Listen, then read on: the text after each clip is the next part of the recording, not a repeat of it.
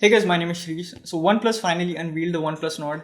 We have the 6 GB RAM, 64 GB internal storage variant at 24,999 or 25,000 rupees. Then there's the 128 GB variant, which is priced at 28,000 rupees. And then there's the 12,256 GB variant, which is priced at 30,000 rupees or 29,999. So just the way a lot of Indian users wanted, the OnePlus Nord starts at 25,000 rupees, but there's a catch there. The 6 GB RAM, 64 GB variant, which is priced at 25,000 rupees, will go on sale in September. It won't be available for sale on 4th of August. So yeah, that's a bummer. Now I can think of two reasons for this. First one being OnePlus is doing this intentionally, that intentionally they don't really want to sell the 664 variant in the first sale itself, because obviously they want to sell the higher end variants of the phone first, which are also priced higher.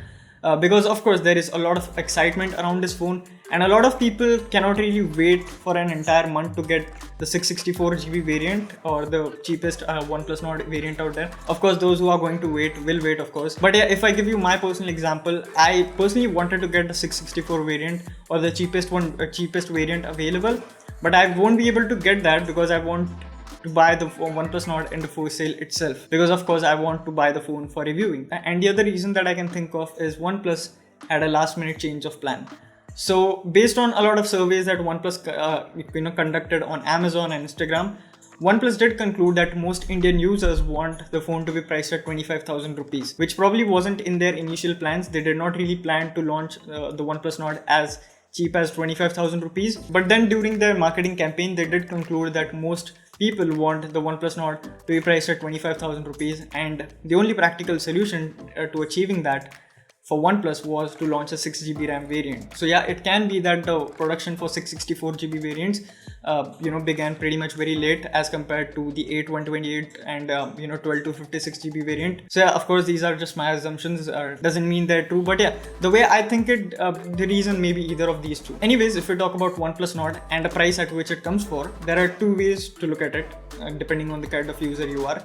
First one is, you may think that the OnePlus Nord is overpriced because the competition offers a much powerful processor. And there's the other point of view where you may think that the OnePlus Nord is extremely balanced phone and it is great value for money. I personally belong to the latter category. I believe that the OnePlus Nord is like really well priced phone. Of course, it is not super aggressively priced, but overall this is a much more balanced phone as compared to the competition. Like just like MKBHD said in his videos, there are multiple other phones in the same price bracket, where these phones mainly tend to focus on one or two key aspects of a phone.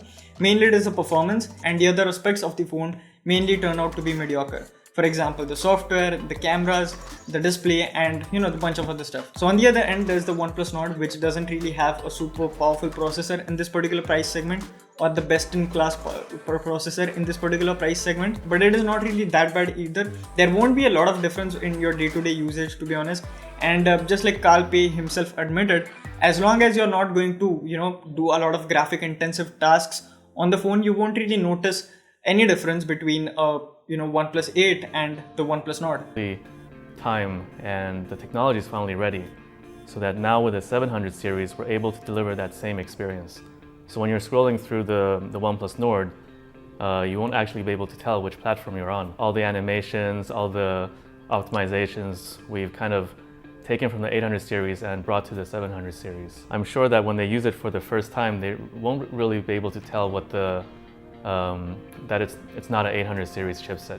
And of course, because of the Snapdragon 765G, the OnePlus Nord is also 5G enabled, which also means that if you are planning to use the OnePlus Nord for more than 2 to 3 years, then you are going to be pretty much on the safe side, because by that time I guess 5G will start rolling out in India, and when 5G starts rolling out, there won't be a need for you to upgrade your smartphone as far as 5G is concerned. Then there are other aspects of the OnePlus Nord, like the inclusion of OIS, then there's Oxygen OS, there's the great 90Hz AMOLED display panel, and there's the superior brand value as compared to other phones in this price bracket.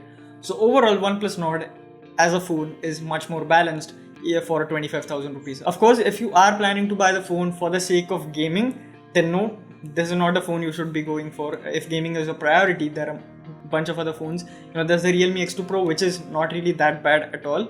It also has AMOLED, it also has 90Hz. Of course, the cameras and all the other stuff may not be as good as the OnePlus Nord, but still, It is still a decent phone. It is a nice phone in my opinion. But for rest of us who don't really game that much on their phones, OnePlus Nord is actually a great phone. And in my opinion, biggest factor why anyone would buy the OnePlus Nord over the likes of Realme X2 Pro and Redmi K20 Pro is the software, like Oxygen OS. Now, by no means is Oxygen OS perfect. There are certain bugs in Oxygen OS as well, but as compared to Realme UI and MIUI, the Oxygen OS is much better. And then there's also the brand value. I know most of you guys don't really care about the brand value. Personally, I don't really care about brand value as such as well. But from my experience, brand value is quite a lot important to a lot of people. Like whenever I go out to sell a phone, if it is from Xiaomi or Redmi or any other brand out there, that phone won't really get the same value that I would get by selling a OnePlus phone. And I've personally experienced that. But with that said, I didn't really like one thing about the OnePlus Nord, the 664 variant, is the 64GB internal storage. I personally would have loved if the a phone came with 128GB of storage, because 6GB of RAM, it is not really an issue for most people out there. But 64GB of internal storage is a little bit on the lower end if we talk about phones at 25,000 in 2020. But yes, you may have the opinion that OnePlus Nord should have been priced at 21, 22,000 or 23,000 rupees, and at 25,000 this phone is overpriced and all that stuff. Of course, because this phone doesn't have Snapdragon 855 Plus, just like other phones out there, and it is not going to perform the way the other phones perform in this particular price segment. But as far as the day-to-day usage is concerned, this phone is great value for money. So that's just about that. Those were just my opinions on the pricing of the OnePlus Nord. I am looking forward to buying this phone on 4th of August. Hopefully, if everything goes well, you guys might be able to see videos starting from 8th of August. So yeah, let's hope that we do get this phone on the first sale itself. So yeah, let me know your thoughts on the OnePlus Nord in the comment section below. I'll be happy to have a discussion there. And with that said, this is me, Shrish, signing out. Catch you guys in the next one. Thank you for watching.